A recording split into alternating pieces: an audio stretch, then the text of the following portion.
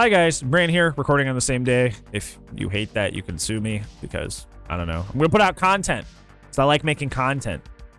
Sometimes I don't want to switch the characters in the background. Sometimes I don't want to change clothes. Sometimes I just want to record on the same day. Sometimes I just feel like recording. Okay? Get off my back. Anyways, I want to talk to you today about a conversation that I had on stream that I think was very, very pertinent and very, very important to share with all of you because it was a very, very, I think, in my opinion, a big misconception on how, like, to run a killer build because, you know, people that, I don't even think it was a person that was newer to the game, but like, you know, and typically people that are newer into the game just kind of run whatever perks on a killer and they kind of have misconceptions on things that are like good versus things that are like optimal, right? And I think the big thing to get into the nitty gritty, to get into the example that brought us here today is that I had a friend inside my Twitch stream talking about how they were trying to do a all exposed build on Myers. And that's okay. Once again, this is the land of YouTube, so everybody insults me the moment I disagree with anything. That's okay. You can do that.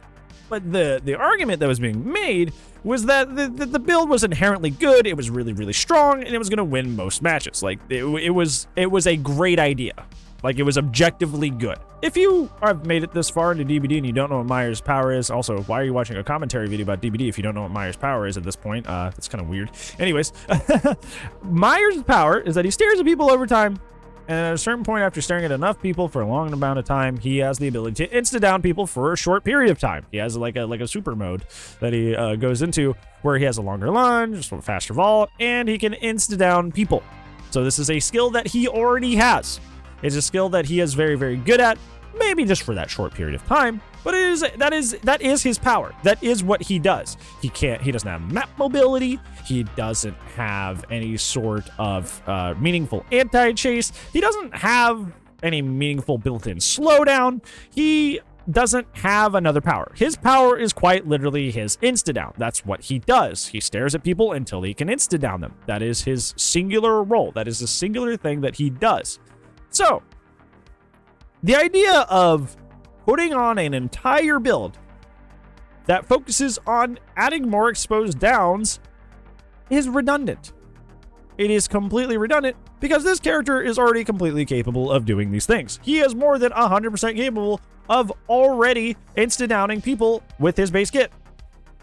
He is already capable of doing that. So devoting an entire build to do something that he is already capable of doesn't really make a whole lot of sense because Myers has a lot of weaknesses that really heavily hinder him as a character, and you should be focusing on perhaps putting perks and your build towards kind of like edging out those weaknesses and trying to hide them.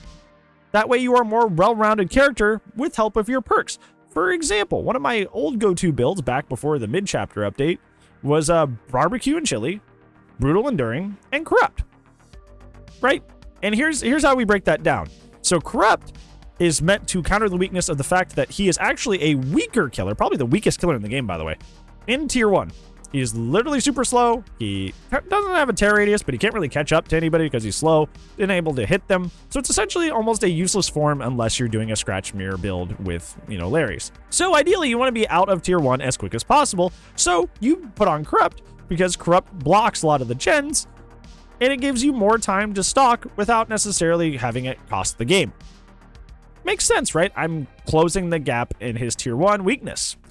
Brutal Enduring are great perks on Myers because, like I mentioned earlier, Myers does not have any meaningful anti-chase. He really struggles in chases. Even his tier 3 lunge sometimes doesn't really help that much, especially if there's like really good setups or really safe pallets. So, in a way to circumvent his weaknesses and the fact that he doesn't have any anti-chase, I put on 2 chase perks that help me chew through pallets very quickly so I can get to the survivor as quick as possible. I am getting rid of or trying to, you know, downplay a weakness that the character already has. Now, I used to run Barbecue because obviously I used to have a blood point thing, but Myers obviously also, like, you know, like a lot of characters, has trouble, you know, with macro map control. So having me know where people are using the aura reading of Barbecue is very, very helpful. So you see how all of these perks are designed around making my character a full character and not strengthening something he can already do or doubling down on something he can already do. And like I said, as a meme build, knock yourself out. Have fun.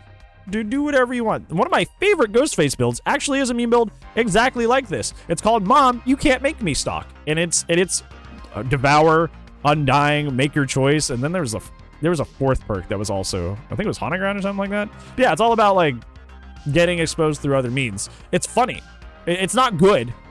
I will never ever tell somebody this is meta, this is great, this will win your matches. Has it won matches before? Yeah, but that's because of like bad RNG and solo queue. Like I would never ever say that build was like objectively good, because guess what? Ghostface can already stock and insta-down people. He can already do that.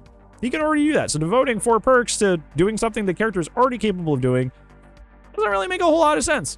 So try to build your character builds more towards making your character a full character instead of doubling down on the things that they're already good at. Because honestly, that's going to lead you to a lot of heartbreak when you run into players that know what they're doing.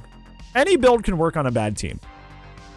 Just because you've had success before does not mean it will be success every single time.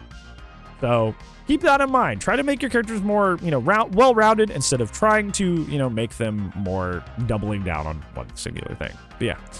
What do you guys think? Do you guys think that you should, make more builds that roll around your character like I do? Or do you think it's, you can make meta builds around doubling down on a character's singular power? Let me know down in the comments below. But other than that, thank you so much for watching. That is the end of the video. But I do upload daily, so I will see you tomorrow. But if I do not, I'll see you when I see you. Goodbye.